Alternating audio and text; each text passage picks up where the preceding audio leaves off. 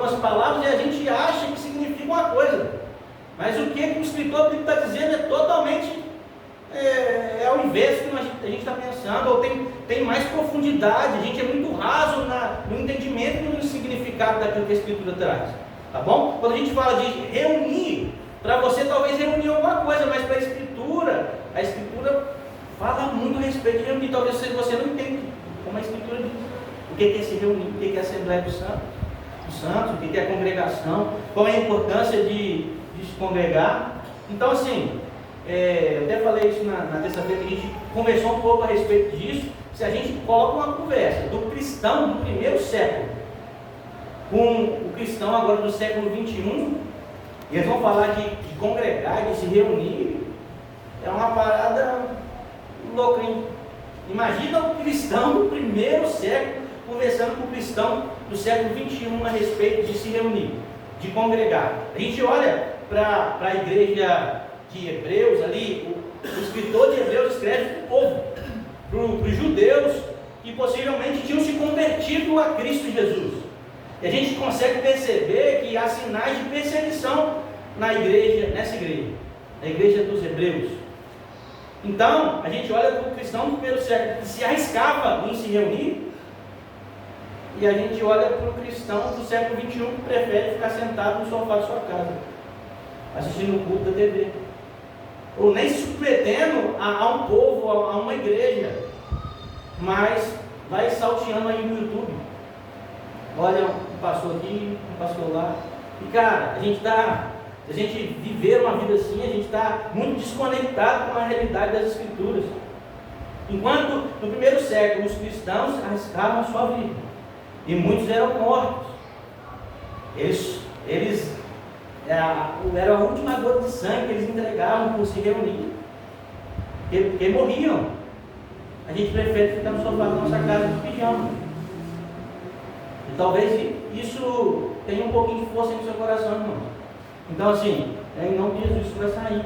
Você vai entender a importância de congregar. Amém? Amém. Glória a Deus. Se você tem desejo de ficar no sofá da sua casa, você vai largar esse desejo, não vai, irmão? Amém. Em nome de Jesus. Assim, eu não tenho uma resposta sociológica, assim, para falar a respeito desse fenômeno, mas a gente tem a carta aos Hebreus, que é, assim, algo muito importante para nós, porque tanto o versículo 24 como o versículo 25 não é, cara, um conselho que o escritor aos Hebreus está falando aqui, mas é, por vezes, um imperativo. Ele falou, não deixe de congregar, mas assim, aí, Fran, vou te dar um conselho, é você não deixar de congregar, não. Não, o escritor aos Hebreus está falando de um imperativo, irmãos, não deixe de congregar. É para não deixar de congregar.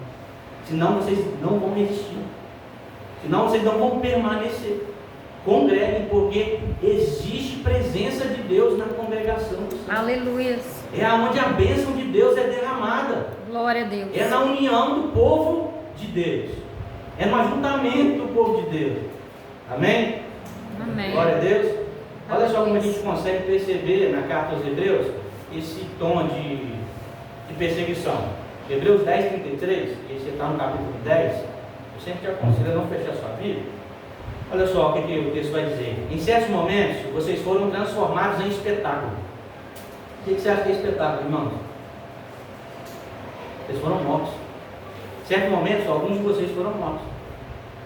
Alguns de vocês foram jogados, talvez, no Coliseu para leões, para bestas feras devorarem, para bois passarem por cima pisoteando ou dando cabeçada. Ou vocês foram colocados na praça pública em postes e pendurados e queimados vivos. Então, o que o escritor de Deus está falando é isso. Em certos momentos vocês foram transformados em espetáculos, tanto para serem insultados quanto para serem maltratados. Então tinha gente sendo insultado e maltratado, e ele estava sendo bem maltratado. Em outros vocês se tornaram co-participantes com aqueles que foram tratados assim. Hebreus 10, 36. Vocês precisam perseverar, para que, havendo feito a vontade de Deus, alcance a promessa. O que você acha do escritor dos Hebreus? Nesse cunho aí, no versículo 33, ele fala assim, ó, vocês estão sendo feitos de espetáculo. vocês estão sendo insultados, vocês estão sendo maltratados. E no versículo 36, 2 ou 3 versículos depois, ele vai dizer: vocês precisam perseverar. Era porque a igreja estava sendo perseguida, irmãos. A igreja aqui estava sendo perseguida, mas mesmo assim, ela não deixava de se reunir. Muitos eram mortos, mas mesmo assim, eles se reuniam. E por que eles se reuniam? Porque a carta aos Hebreus, irmãos, primeiramente, antes dela ser carta, ela era um sermão. Era um sermão de alguém que ouviu, escreveu e compartilhou. E sermão, no primeiro século, significava o quê? Reunião. Sermão no primeiro século simbolizava reunião, irmãos. Não existia sermão sem reunião. Amém? Amém. Se tinha sermão, tinha gente para ouvir. Se tinha sermão, tinha gente reunida, ouvindo o sermão. Mas havia perseguição, mas não deixava de haver reunião. Aleluia. O povo continuava a se reunir. Glória Irmãos, a e Deus. por muito menos a gente deixa de se reunir. Para o céu ficar escuro, a gente fica em casa. Não é verdade? O céu escureceu, a gente fica em casa. Mas o povo aqui era morto, maltratado. E eles estavam em reunião. E eles continuavam a congregar. Então, a gente consegue começar a perceber que, cara, era impossível a conversa de um cristão do primeiro século com um cristão dos nossos dias. Que é algo muito antagônico, é algo muito desconectado, é uma realidade muito oposta. Misericórdia de nós, irmão. A gente precisa voltar para as Escrituras e começar de novo a entender de fato o que é a reunião dos santos. Qual é a importância de congregar? Esse é um enfrentamento que nós vivemos no século 21. E esse não é só um problema da liderança da igreja, esse é um problema de toda a igreja. E a gente precisa enfrentar isso tudo junto. Porque a gente é membro do mesmo corpo. Se o braço está doente, o corpo todo está doente. Se um braço está mirrado com mal interpretação das Escrituras, o corpo sofre. Se uma perna está mirrada, o corpo sofre. Amém? Amém. Então esse problema é de todos nós. Amém? Vocês estão percebendo a seriedade com relação à questão de congregar? Amém. A importância de enfrentar o que tiver que enfrentar para a gente se reunir, porque a gente vive num país onde a gente não enfrenta perseguição. A gente não enfrenta perseguição, irmão. E por pouca coisa a gente fica. Por pouca coisa a gente deixa de estar junto com os nossos irmãos. E aí a gente vai fazer um exercício agora de trás para frente. A gente vai começar do versículo 25. A gente vai tentar expor versículo 25, 24, 23, 22 até o 19. De forma bem rápida, eu não vou demorar não. Eu prometo, até porque eu não vou terminar essa mensagem hoje, vai ser semana que vem que eu vou terminar ela, se Deus permitir. Não, a gente empurra para 3 domingos, mas só que olha para o versículo 25, olha aí. Não deixemos de nos congregar, como é costume de alguns. Vamos lá, irmãos, olha para o texto. Pelo contrário, façamos admoestações, ou vamos encorajar-nos aos outros, ainda mais agora que vocês veem que o dia se aproxima. Então, indo direto ao ponto, né, no ponto mais alto desse versículo eu não posso deixar de congregar. A reunião da igreja é importante, é vital para a minha vida. Não dá para viver fora dessa realidade. Não tem como estar longe da comunhão. E essa ênfase é séria, irmãos. O verbo deixar, ele tem uma conotação de um contexto militar. Então, olha aí, pensa aí no exército.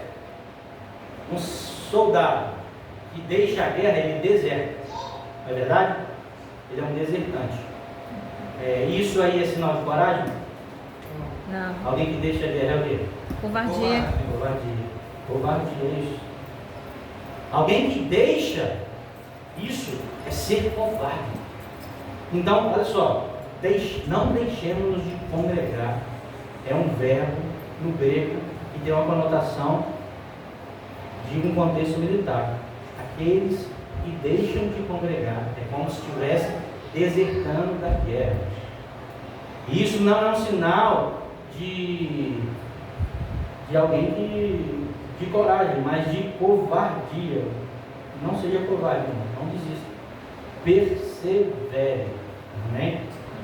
Até porque, assim, a gente não vê nas Escrituras ninguém sendo salvo longe da comunhão.